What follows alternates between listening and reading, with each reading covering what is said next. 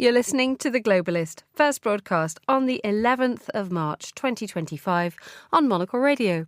The Globalist, in association with UBS.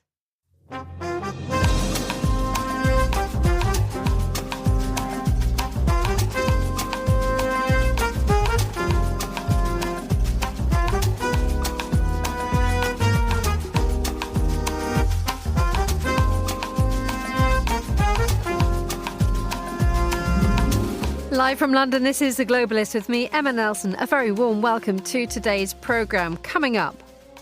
Let's see what happens with the whole Russia-Ukraine thing. I think you're going to have eventually, and maybe not in the distant future, you're going to have some pretty good results coming out of Saudi Arabia this week.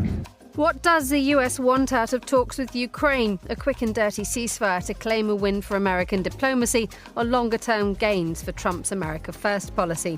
Also coming up, Syrian authorities say they've put a stop to the killing of hundreds of supporters of the former President Bashar al-Assad. Will they be able to keep the peace? Plus, we're in Manila as the former President Rodrigo Duterte is detained over a warrant issued by the ICC And so I can say candidly and honestly to investors and developers and housing providers and those who are here in Cannes, this is now the time to invest in London.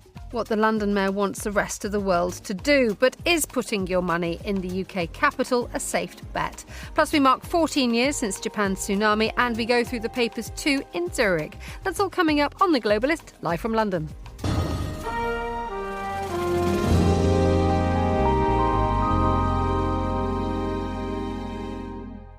First, a quick look at what else is happening in today's news. The former Philippine President Rodrigo Duterte has been detained in Manila under an arrest warrant issued by the International Criminal Court.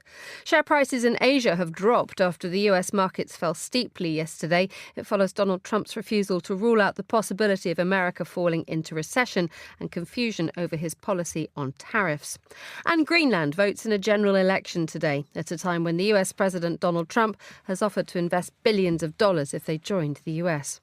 Stay tuned to Monocle Radio throughout the day for more on these stories. But first, just what does America think of its president's new aggressive treatment of Ukraine? Before Donald Trump took office, there was a sense that America had grown weary of being at the rescue of Kyiv. Now Ukraine is seen as much more of a troublemaker as Moscow.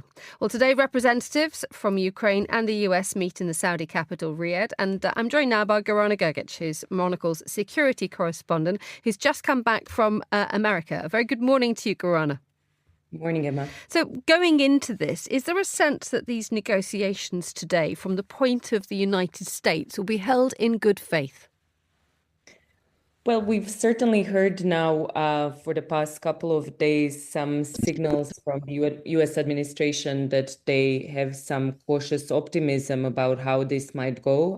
But it's clear that from the Ukrainian side, this could be seen as a kind of damage control exercise following what happened in the White House at the Oval Office, the infamous shouting match now from just a week and a half ago.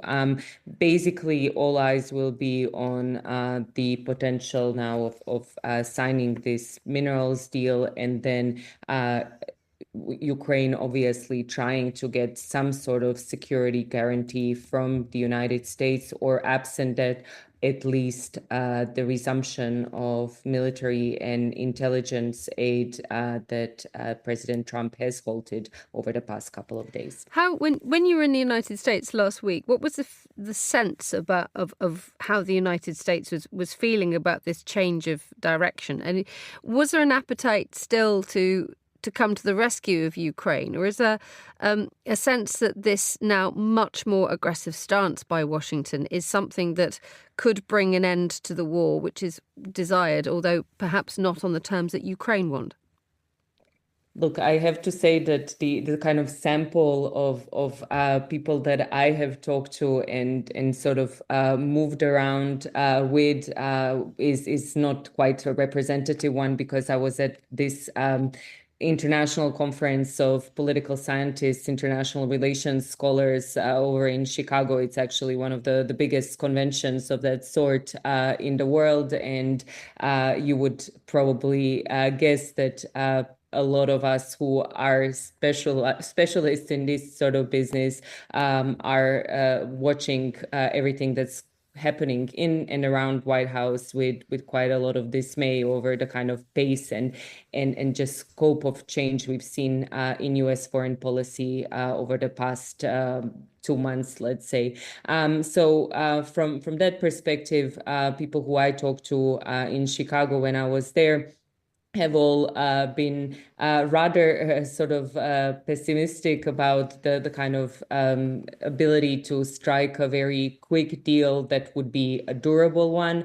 Some are maybe more cautiously optimistic again about maybe prospects of partial ceasefires. And this is actually something that we hear also from the Ukrainian side, maybe, potential concessions on aerial and maritime ceasefires. But again, there is a sense all over that basically the goals that the three parties here around negotiation tables are working towards are quite different. And by three here, I mean US, Ukraine, and Russia, and actually European voices who have been represented at the conference that I was at are also kind of displeased that Europeans are still not part of this in the way that they should be, but are somewhat encouraged by, again, changes that are happening and have been happening, given the kind of wake-up call in the transatlantic relations around now Europeans really needing to step up to secure their own security. How close is it thought that the United States has grown to Russia? That's a very good question because, we as scientists, I think, would like to say, well, there are two sides to this, right? There is the kind of presidential rhetoric, and then there are still kind of facts on the ground and sort of how much the US has pivoted and how much it hasn't. We do have a sense that there is some sort of realignment going on. Does this mean, the opinions again vary. Does this mean now that the United States has basically switched sides? I don't think that a lot of people would subscribe to that, but basically they would say for sure the United States has now started charting a track which looks a lot more like the kind of idea of realpolitik spheres of influence, where it sees Russia's sort of aspirations and kind of claims to carving its own sphere of influence in Eastern Europe as something that's legitimate. And thereby posing really a huge sort of challenge to the unity and cohesion of transatlantic alliance, because this is certainly not what Europeans want to see. So in that sense, I would say look at what United States has been doing, not just saying. Then on those kind of metrics, halting military aid, halting intelligence sharing, those are all sort of things that are seen as kind of sticks towards Ukraine and carrots to Russia. But is it an overall kind of change where now we are seeing, the kind of scraping of all of the sanctions? We have to remember that some of these things are still very much in place, right? That on those fronts, the United States hasn't fully changed sides, but if it keeps on going in the kind of direction of travel that we've seen it go for the past couple of weeks, then veritably we are going to start seeing an even more gaping hole in terms of the stance of Europeans on the one side versus Americans in their support or lack thereof for Ukraine. Let's glance at some of the sort of suggestions that are coming from the likes of the Associated Press, that they're getting an idea of what might be discussed in Riyadh today. One of the lines is that a delegation from Ukraine is expected to propose a partial ceasefire with Russia during talks. Kyiv is believed to suggest the truce should cover the Black Sea and long-range missile strikes, as well as the release of prisoners. We've also got Marco Rubio, the US Secretary of State, who's in Riyadh, saying that Ukraine will have to give up land seized by Russia as part of any peace agreement. We already have two things happening here which don't coincide, don't we? Yeah, that's right. And as I alluded to just earlier, right, we are talking about some of these partial ceasefires that cover the aerial and maritime fronts, and this would be a concession that Ukraine would be willing to make. But then now from the US side, the kind of push is towards Ukraine already going into this should be prepared to make territorial concessions, and where those would exactly be, where the kind of lines to kind of partition Ukraine, that kind of talk would be drawn. Is it by freezing the kind of battlefield now lines and try to sort of implement some sort of ceasefire along those lines, or would Russia have more ambitions, or and how again US would position itself towards those are yet to be determined. And what we have overnight is some breaking news coming out of Moscow, Gorana, which is Russian officials are saying that there's been, I think it's been described to be the largest drone attack that Ukraine has launched so far in and around Moscow. At least one person has died. Different numbers of reports of the size and the scale of the attack. But I think the Russians are saying that 337 Ukrainian drones were either intercepted or destroyed. The timing of this must not be a coincidence. No, not at all. And I would say that we just need to put this into the context that the fighting on the ground has intensified over the recent weeks, and especially as US-Ukraine relationship has started souring following, again, the Oval Office meeting. So, just last weekend, Russia was launching major assaults on a couple of Ukrainian cities. There were reports of more than 24 people that were killed.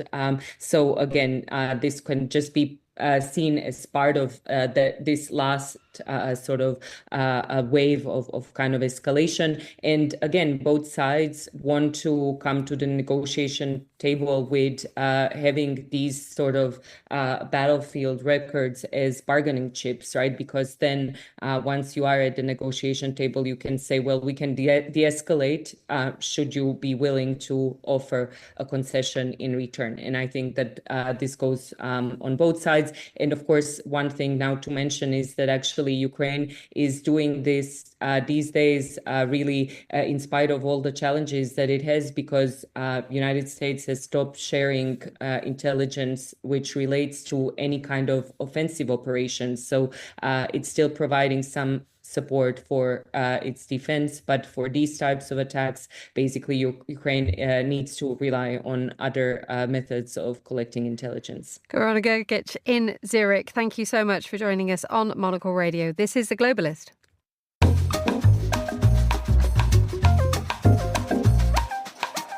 The authorities in Syria say an explosion in sectarian violence has now been brought under control, with more than 1,000 people believed to have been killed. The victims were chiefly from the Alawite minority group. They came mainly from coastal areas previously loyal to the deposed President Bashar al-Assad. Well, to tell us more, I'm joined now by Hannah Lucinda Smith, who's Monocle's Istanbul correspondent. Good morning, Hannah. Good morning. I think the surprise here was the speed and brutality of these attacks, wasn't it? Yeah, I mean, it was always going to come from here if ever there was going to be a kind of explosion in security problems in Syria, the kind of regrouping of forces and people loyal to Bashar al-Assad, the president who fled just over 3 months ago. His ethnic sect, the Alawites, they're mostly concentrated around Latakia in the coastal area, and it's from here that these attacks first started on Thursday. It started with some ambushes on the security forces of the new government in Damascus, and then escalated, as you say, into a very serious security problem. And I think the most concerning part of what we've heard coming from Syria over the last few days is about revenge attacks on civilians. Rights monitors are reporting that hundreds, perhaps, as you said, more than 1,000 people, including civilians, have been killed by President Ahmed al-Shara's security forces. Do we know who ordered these attacks? That's a key question. Of course, the key allies of President Assad were Russia and Iran. Now, Russia is trying to build bridges with the new government in Syria. It's very, very unlikely that they would have been behind this kind of problems. But Iran, on the other hand, the link between Assad and Iran is one based on religion. Assad's Alawite sect is a branch of Shia Islam, which, of course, Iran is the major Shia state. And through their groups like Hezbollah, through other Iranian militias, they gave military support. But also social support as well. We saw a big uptick during the war of things like Shia pilgrims coming to Syria, even buying properties there. So I think the fear is that there might be some kind of Iranian or Iranian proxy involvement behind this, organising this uprising. This does not do any good for the interim president, Ahmed Shaara's aim to try to unite the country. He has said he will punish those responsible, including his own allies, if necessary. What's been the reaction to that pledge? Yeah, of course. Well, I mean, we've seen Ahmed al-Shaara kind of desperately trying to maintain this image that he's been so carefully building up. Let's not forget, Ahmed al-Shaara 10 years ago was an al-Qaeda leader. He's gone on this astounding transformation over the past 4 years. Sort of started wearing Western-style suits, talking about diversity, about plurality, about respecting religious minorities. And as the violence broke out at the end of last week, we saw him repeating these kind of statements. And also, as you say, pledging to punish the members of his own security forces, who were responsible for these reported outrages. Now, the question always has been about Shaara. Two questions. One, how sincere is he? Is this just a kind of narrative in order to get sanctions lifted on Syria, in order to allow Syria to become connected with the world again, to have its new government respected by the international community as a legitimate government? So is he, sincere in those promises? And the second thing, even if he is sincere, how well can he keep these men under control? Until 3 months ago, the soldiers, the fighters who are now forming Syria's very rudimentary security forces were a rebel militia. They were operating in rebel territory in the mountains of northwest Syria.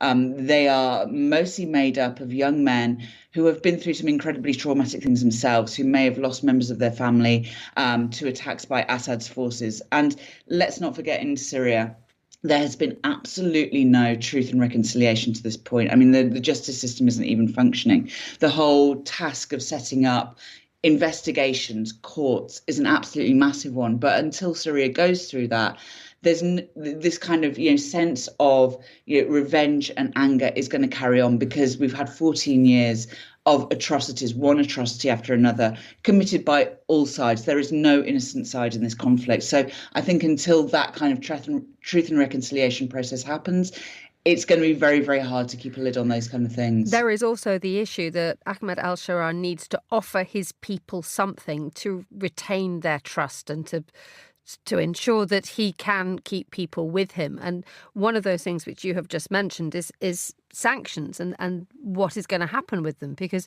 he has said, or Shaara has said, that they've had no contact with the Trump administration since Donald Trump took office. And there is no guarantee that the sanctions which have been crippling Syria will be lifted anytime soon. Yeah, absolutely. And this is the other problem that he's facing. So, the West wants to see that Shaara is sincere. They want to see that Syria is genuinely moving in a different place before they lift those sanctions. The US lifted a few for humanitarian reasons. The bulk of commercial sanctions remain in place. The EU did lift some transport, some sanctions on transport, banking, and communications. But here's the interesting thing: people in Syria, most Syrians, are also nervous of Shaara. They say, we don't know what his real intentions are. They say this is a pluralistic country. They are worried that he could become more hardline. But they also say we don't have any other choice. The big problem for most Syrians at the moment are kind of logistical and economic problems. A huge swathe of the housing stock has been destroyed. The economic sector has been absolutely battered.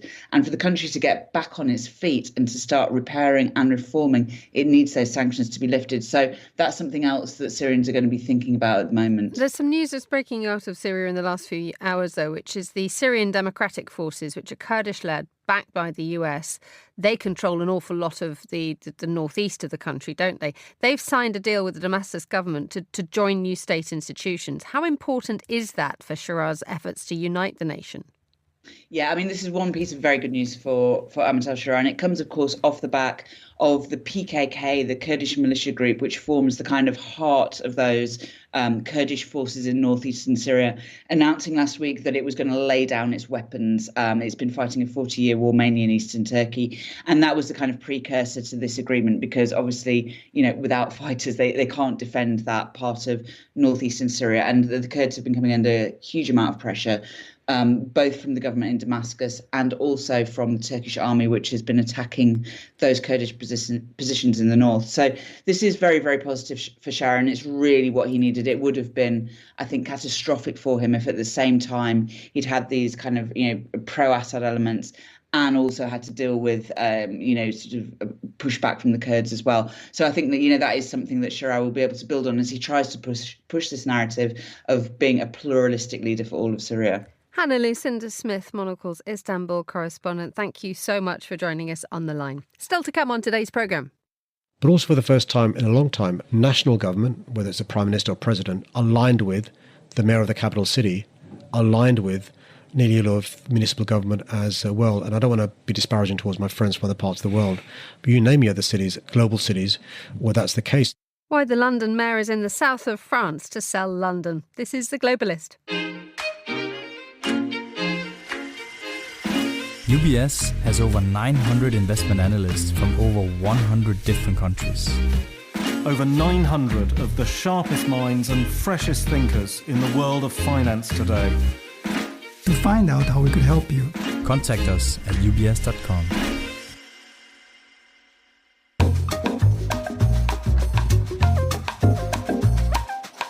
Let's continue now with today's newspapers. Joining me in the studio in Zurich is Juliet Linley, journalist and former Vatican correspondent.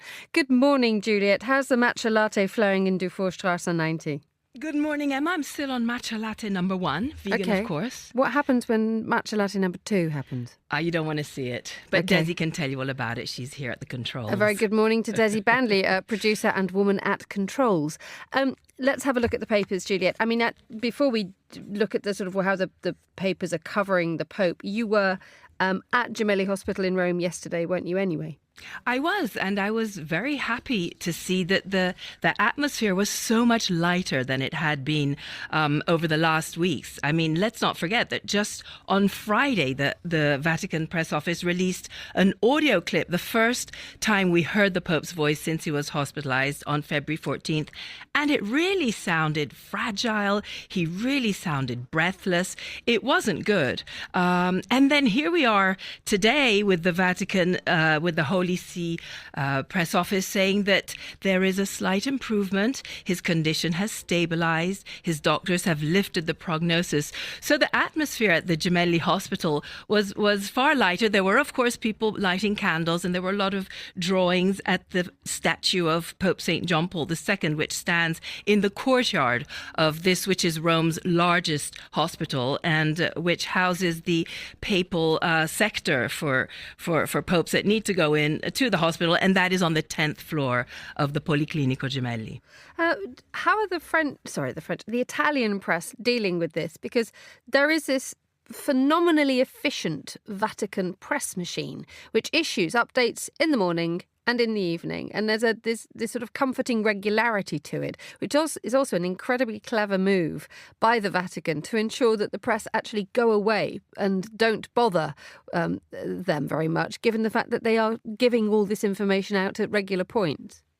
Yeah, you see, on the one hand, you have some members of the press who are saying that not enough is being released, and that everyone wonders.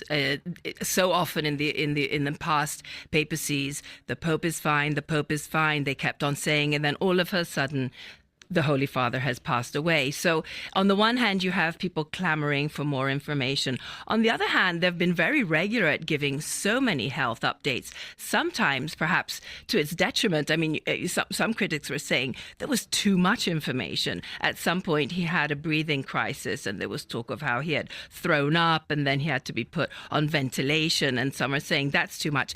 And in actual fact, of course, there are always going to be murmurs of what is actually happening, how badly is he doing, and what is being played out behind the scenes as to who might possibly take his place, which of course brings us to the issue of his predecessor, formerly Cardinal Joseph Ratzinger, who then became Benedict XVI, who in 2013 stepped back.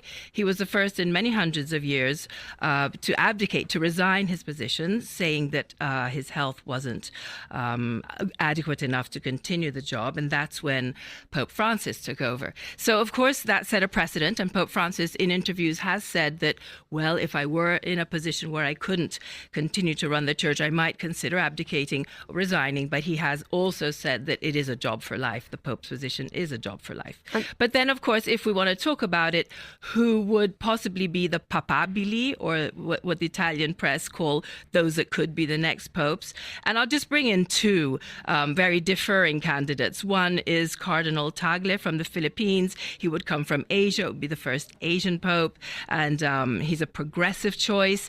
And then you have Cardinal Paolo Parolin, who is Italian, and that would bring back the papacy to Italian hands. We've had foreign popes. Of the last three popes have been foreign, and he is the Secretary of State. So that would that would continue, if you want, Francis's position in how he's running the church, and he's a very experienced diplomat, which might also help with Holy See efforts to perhaps help in peacemaking around the world. This speculation is on the front page of Le Parisien today. It's saying that, rumours of his potential resignation are swirling around the corridors of the Vatican. I mean, and how correct do we believe that to be? Or is this something that sort of speculation that when you're not happy with the amount of news that's being sent out by the Vatican, you start to speculate? Well, there you go. I mean, none of us are behind the scenes, neither you nor me, nor I suspect Le Parisien. So what exactly the cardinals are talking about when they meet in Vatican City and have their lunches, not quite sure. But it is inevitable because Benedict opened the doors to that option before no one would ever talk about resignations. Do you know what I mean, Emma? Let's move on to a story from the Tagesanzeiger, which is following the Trump administration's decision to leave the Paris Climate Accord. There are now pressures being placed on various political parties on Switzerland's government to do the same. Yeah, so there's extreme worry in some circles that Trump's political style is now going to be mimicked here in Switzerland by Switzerland's second largest party, which is the right-wing SVP. So parliamentarians from SVP are calling on their government to pull out of the UN's WHO as fast as possible and to withdraw from all organs and sub-organizations of the UN's health body within 1 year of the withdrawal declaration. They say that the WHO is an octopus that swallows up huge amounts of money. It's a bureaucratic monster interfering in the sovereignty of states. And that is a particular reference to the corona pandemic. Now, Emma, Switzerland pays more than 30 million francs annually to the WHO, of which 5 million are compulsory and 27 million are voluntary contributions. So the SVP says those voluntary contributions are controversial and they're the wrong priority for our country. Now, of course, there's also talk of whether the Paris Climate Agreement, we should also pull out of that because as the SVP put it, it's a burdensome bureaucracy. But Emma, all of this comes at a time when rearming Europe is what everyone is talking about at the moment. The Swiss Parliament has already decided to double current defense spending to around 4 billion francs, which within the next 3 years, which would cost it about 1% of GDP. But across the border in Germany, the Swiss press are quoting CDU politician Roderick Kieswetter saying that's an absolute joke. It should be between 3 and 5% of GDP. That would be a lot better because, quote, neutrality is not an option when it comes to defending our freedom. And the SVP is not entirely agreed on this approach, is it? I mean, inside the Tagesanzeiger article, it talks about the fact that not all the members of the SVP support the initiative. And one of them is suggesting, one person is suggesting that this is sending the wrong signal to the rest of the world by Switzerland. That is indeed the case. So Geneva National Councillor Roger Gollet spoke out against the motion. He said it would be regrettable to leave the WHO and it's sending, yes, the wrong signal to the world. Other countries that are already considering leaving could then follow suit, just as the US and Argentina have announced their intention to leave the Geneva-based health body. Juliet Linley in Switzerland, in Dufourstrasse 90. Thank you so much for joining us on Monocle Radio. The time here in London is just nudging 7:30 a.m. You're listening to The Globalist with me, Emma Nelson. Let's have a look at some of the other stories we're keeping an eye on today. The former Philippine President Rodrigo Duterte has been detained under an arrest warrant issued by the International Criminal Court. He was held in Manila on his return from a trip to Hong Kong. The arrest is over a crackdown on drugs that resulted of thousands of deaths while Duterte was in power. Russian officials say one person has been killed in what's been described as a massive overnight drone attack on Moscow. Russia's defense ministry has said overall 337 Ukrainian drones were either intercepted or destroyed in what appears to be the largest drone attack that Ukraine has launched so far in and around the Russian capital. Share prices in Asia have dropped after US markets fell steeply yesterday. It follows Donald Trump's refusal to rule out the possibility of America falling into recession and confusion over his policy on tariffs. And Greenland votes in a general election today at a time when the US President Donald Trump has offered to invest billions of dollars if they join the United States. The election potentially enhances US influence in Greenland, with some locals seeing the vote as an historic chance to break away from Denmark.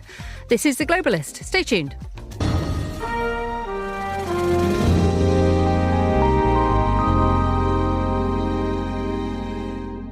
And in a little while, we'll be in Manila, actually, to have a look at this story coming out of the Philippines, that the former President Rodrigo Duterte has been detained under an arrest warrant issued by the International Criminal Court. That's all coming up in a little while on today's programme. But first, let's have a look at some of the other stories that Monocle is covering at the moment. Our foreign editor, Alexis Self, examines now why Europe needs to push ahead by itself when it comes to defence.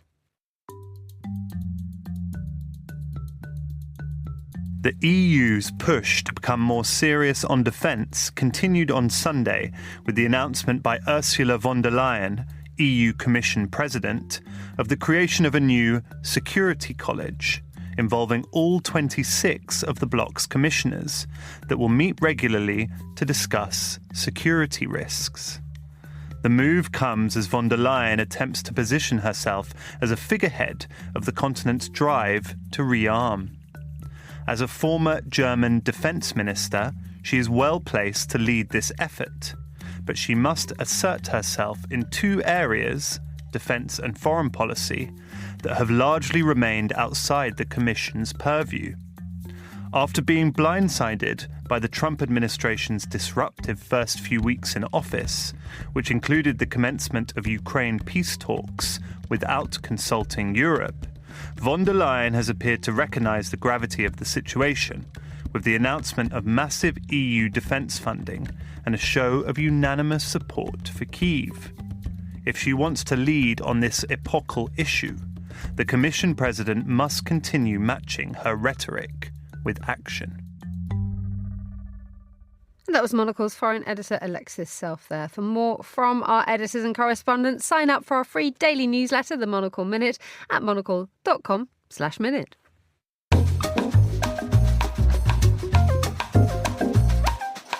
1633 in Tokyo, which is where we head next, because it is 14 years to the day since an earthquake and subsequent tsunami triggered a nuclear meltdown and left parts of Japan's Fukushima prefecture uninhabitable.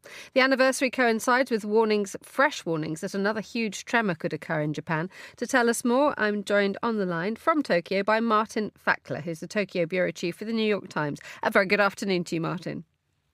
Hello, Emma. How are you? Very well, thank you. You were reporting from the front lines of the disaster at the time. What is your lasting memory of them? I think just the scale of the destruction. We went up to the zone where the tsunami came ashore. And, Japan's a modern society. It's a very well-organized society, a very tidy place. And it was just completely destroyed. It was just utter devastation. And the ocean itself rose up and wiped away, literally dozens of communities up on the coast. And I'll never forget just seeing the mounds of rubble and just the destruction of it. It was just amazing. 14 years on, how does Japan continue to mark this? They have annual events. The loss of life from particularly the tsunami was enormous, 20,000 people dead. And so you have Shinto ceremonies and Buddhist ceremonies that are held up in the Northeast, and the towns that had, a large loss of life still mark it. In Fukushima, where the nuclear disaster happened, it's a bit more ambiguous and contested. The national government wants to declare that the accident is over, but if you go there, it's very clear that it's not. It's kind of an endless disaster, right, with water and all sorts of issues still continuing. So the nuclear part really feels very sort of kind of ambiguous and conflicted at this point.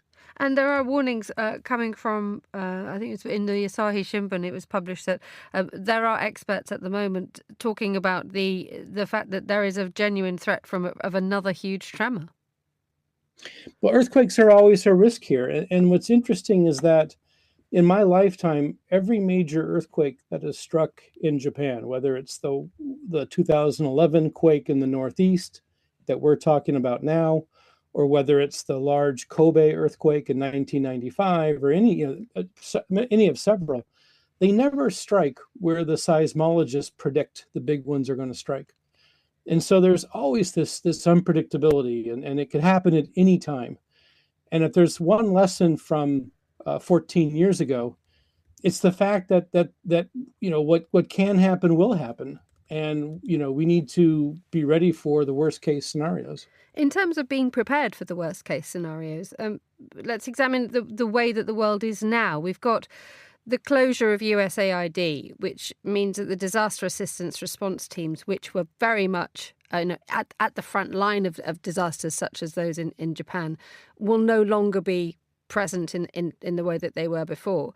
Japan has this possibility now where it could potentially step up, and it has to be ready and prepared. However, in the last couple of days, the government's started to sell off an awfully large amount of its emergency stockpile of rice, which one would consider would be not necessarily immediately connected to disaster response. But how does Japan view this idea that selling off an emergency stockpile of rice, which could be used and was used in disasters, is now being done for economic reasons?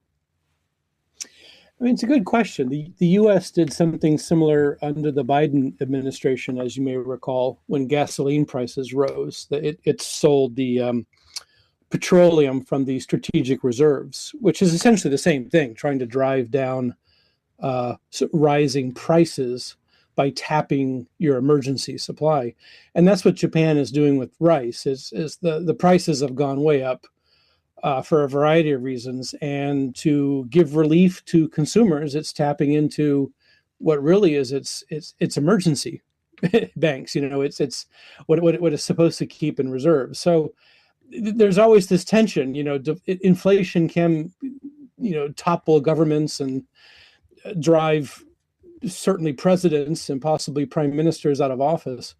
But at the same time, we got to be ready for the worst. And this doesn't seem like the worst to me.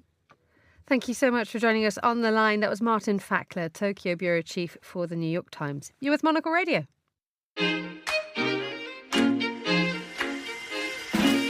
UBS is a global financial services firm with over 150 years of heritage. Built on the unique dedication of our people, we bring fresh thinking and perspective to our work. We know that it takes a marriage of intelligence and heart to create lasting value for our clients. It's about having the right ideas, of course, but also about having one of the most accomplished systems and an unrivaled network of global experts. That's why at UBS, we pride ourselves on thinking smarter to make a real difference. Tune in to The Bulletin with UBS every week for the latest insights and opinions from UBS all around the world.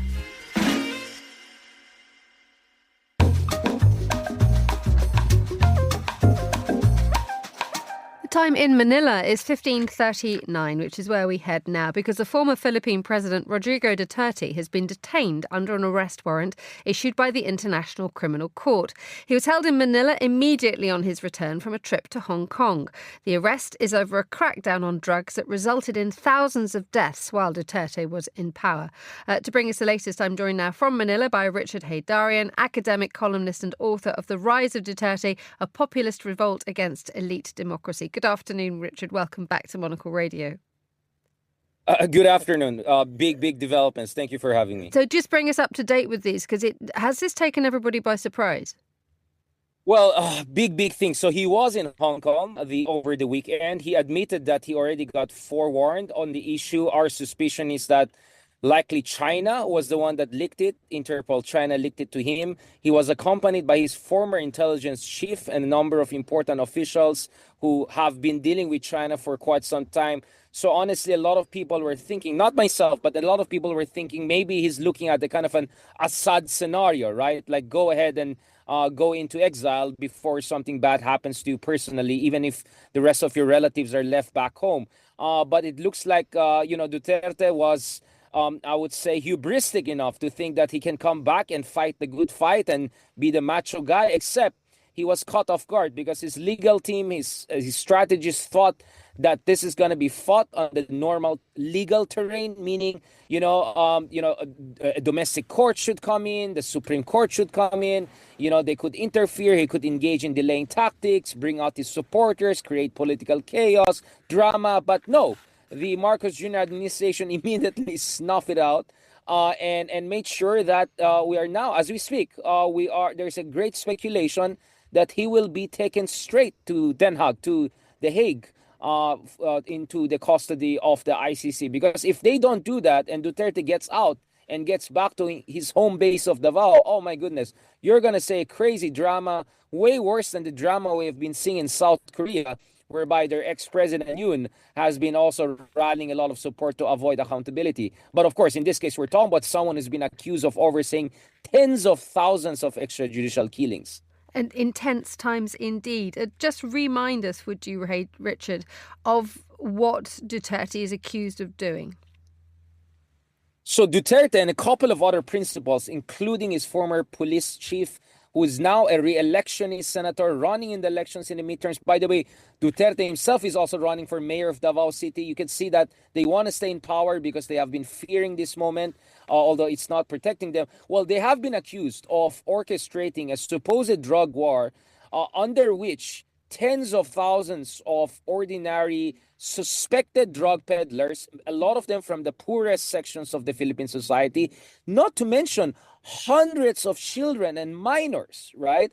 They were just killed by death squads. And these death squads, we still don't exactly know what were they. Were they just mercenaries hired by the police under Duterte, or there were policemen who would put essentially ninja suits at night and go and kill people, right? So this is what we're talking about, the deaths of thousands of Filipinos, supposedly under drug war against criminals, but everyone suspects that was really for a show, and worse than that, that was just sheer brutality by Duterte to distract people, possibly from his own crimes. There are even suspicions that maybe Duterte himself was involved in drug trafficking and what was cutting deals with the big drug lords. So these are the kind of allegations we are talking about when it comes to Duterte. And Duterte will be the highest profile former head of state, at least, who the ICC could soon have in their jurisdiction. Let's not forget, ICC has not been having a very good time, right? It has been threatened by the Trump administration. It's warrants of arrest against Putin, a nuclear-powered country, or Netanyahu. I don't think it's going to go anywhere soon. The ones against Taliban leaders, I don't know which cave they're hiding in. I don't think those ones are going to go anywhere. So Duterte could be the moment of redemption also for ICC, and ironically, for Ferdinand Marcos. So Ferdinand Marcos Jr. right now is the Philippine president, and ironically under him, perhaps out of his own political interest, he saw why he should cooperate with the ICC, and in the most seamless, and arguably politically efficient way possible if they make sure Duterte is escorted out of the country as soon as possible. The Philippines withdrew from the ICC in 2019? Am I right in thinking that? So there is this difficult relationship that the Philippines has with the ICC. But as you say, the next thing that could happen is that Duterte could be handed over to an ICC member state and then whisked off to the International Court's headquarters in The Hague. And this could all happen very quickly. Very quickly, and the thing is, the cases are, ironed out. Even some of the ultimate insiders of Duterte's drug war, like police, Lieutenant Colonel Las Cañas, Mr. Matobato, a lot of people involved in those drug killings, not only when Duterte was president, but also when he was a mayor of Davao City, are now in Hague, helping Hague, or somewhere near Hague, right? Helping the ICC. So the cases are solid and robust, and ICC is ready to roll as soon as they have Duterte within their custody. So under some of the more optimistic scenarios, perhaps within 3 months, right after the midterm elections in the Philippines, we could see Duterte in a trial court in The Hague. So this is what we're talking about right now. But we're also going to see what is going to be the reaction of the U.S., a Philippine ally, which has been very critical of ICC, but also not a fan of a pro-China leader like Duterte. Let's see what the U.S. will do, right? And let's see what other European allies and friends who have been really encouraging the Philippines to cooperate with ICC. I was in Germany last year, right after Chancellor Scholz met Marcos, and my understanding meeting him and other German officials is that they encouraged Marcos to cooperate with ICC. So Europe will be very happy with this. We want to see what will also US say about these issues, because there are broader geopolitical implications here. Richard Haydarian in Manila, thank you so much for joining us on Monocle Radio.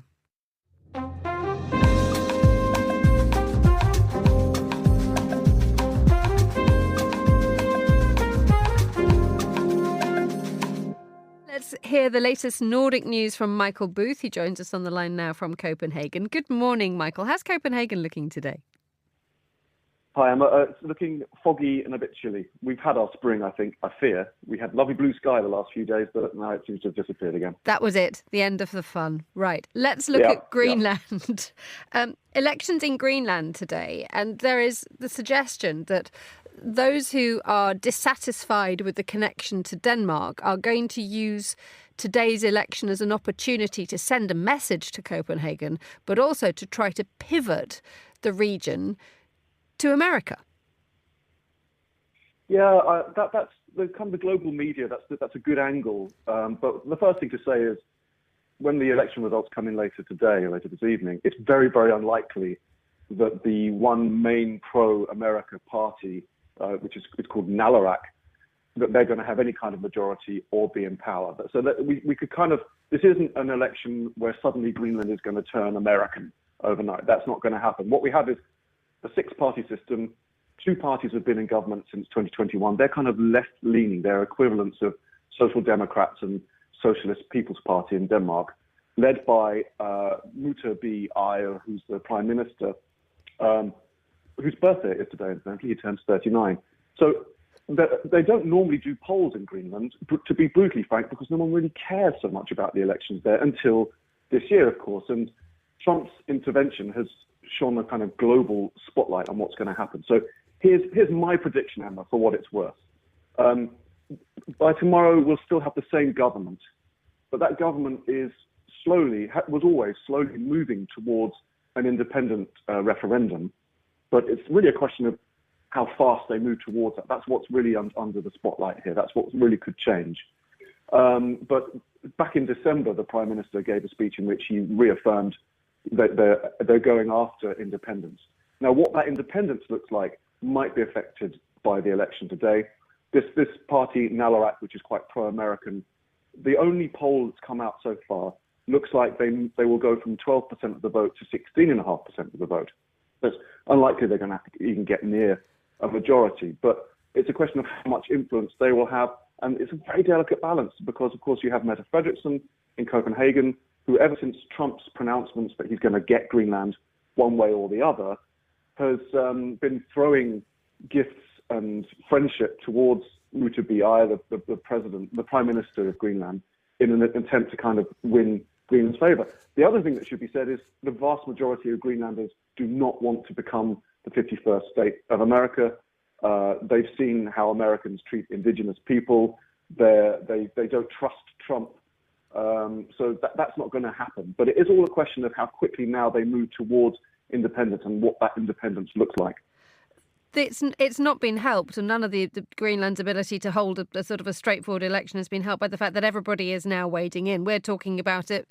The Americans are talking about it. And in fact, the Danish television companies are talking about it too. Yeah, the national Danish broadcaster hasn't really helped the situation because a couple of weeks ago they screened a documentary. This is DR, Denmark's radio. They screened a documentary which claimed that Denmark, the Danish state, had earned about 400 billion kroner since 1854 up to 1987 from mining of something called cryolite, which I'd never even heard of, Emma, before this documentary. Anyway, the cryolite is apparently used in insecticides, and it makes fireworks yellow. But, it's quite an important mineral. And Denmark, the DR claims, had earned a fortune from this. Now, it turns out they did their sums wrong. Economists have been all over this documentary and pointed out, well, no, actually, there were costs involved in mining this product. So that's thrown another kind of smokescreen over the election. And it's obviously stirred up anti-Denmark resentment in Greenland.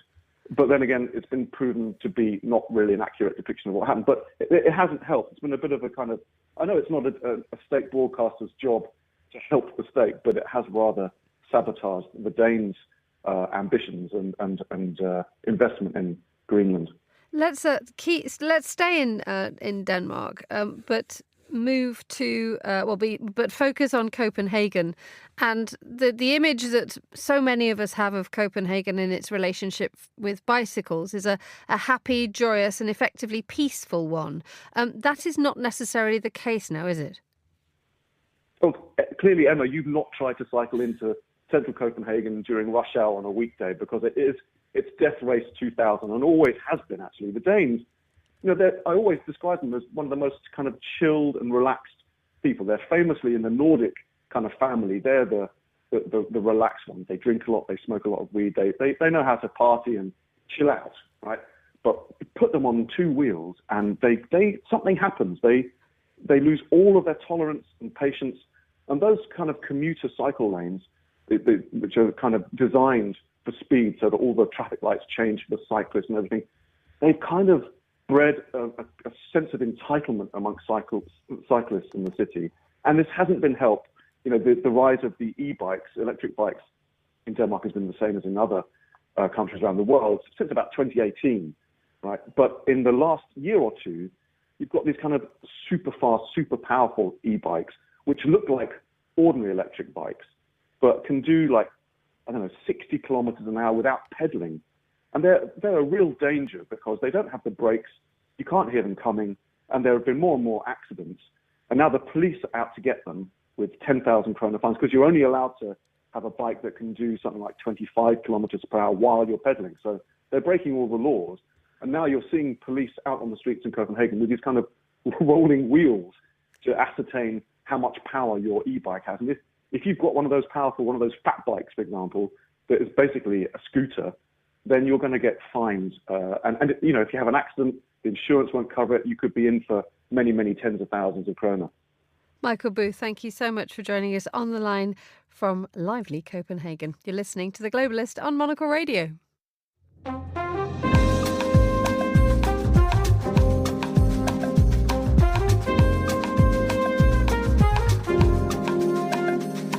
All this week, Monocle has been at Mipim in Cannes, the giant real estate and development conference in the south of France. And we return there now for Monocle's editor-in-chief, Andrew Tuck, has heard from the London Mayor, Sadiq Khan, fresh off the stage from his keynote address to explain the investment opportunities the United Kingdom's capital can now offer.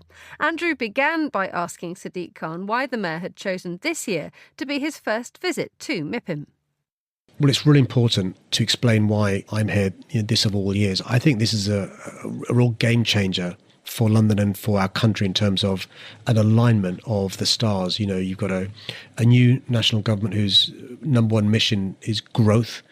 They're on the same page as me, the mayor of our capital city. We also have on the same page our 32 boroughs and the corporation in London. And so I can say candidly and honestly to investors and developers and housing providers and those who are here in Cannes, as I always try and do, be honest, that this is now the time to invest in London. Why? Because the stars have aligned in terms of what we want to do, in terms of the certainty and stability that investors and developers crave for.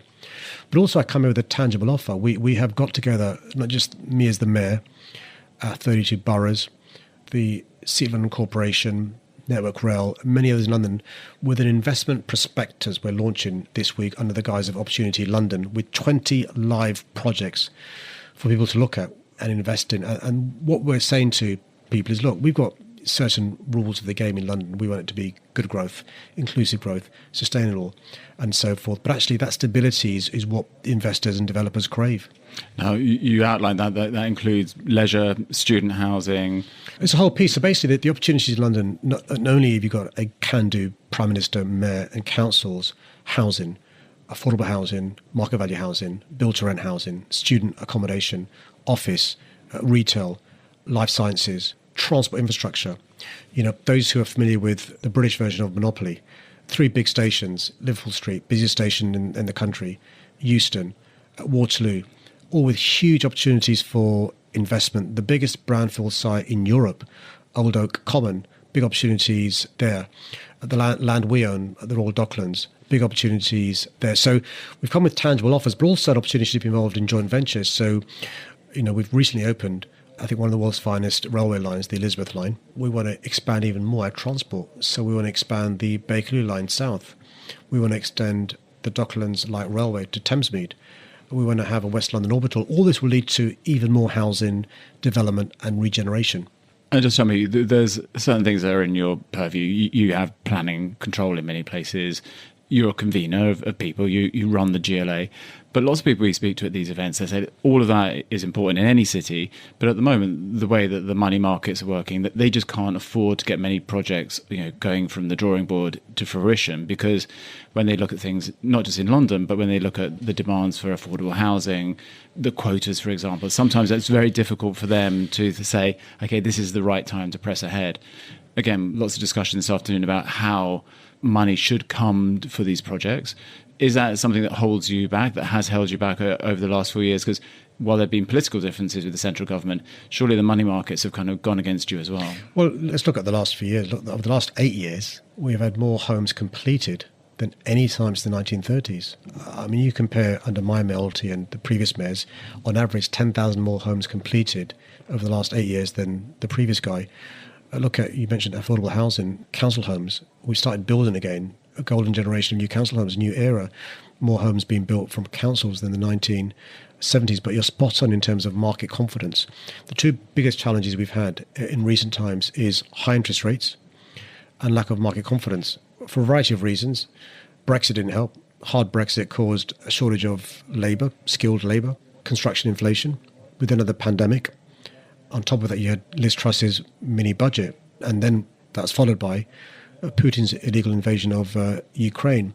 If you park that to the side for 1 second, we've got now lower interest rates, market confidence, a government providing stability, but also for the first time in a long time, and how many cities can we say this about, national government, whether it's the Prime Minister or President, aligned with the Mayor of the capital city, aligned with nearly all of municipal government as well. And I don't want to be disparaging towards my friends from other parts of the world, but you name me other cities, global cities, where that's the case. And so I say to people who are thinking about investing, now is when there are opportunities to invest in London. Of course, as the mayor, I've got certain expectations for an investor when they come to London, but what I can provide you with is the certainty and the stability that you crave.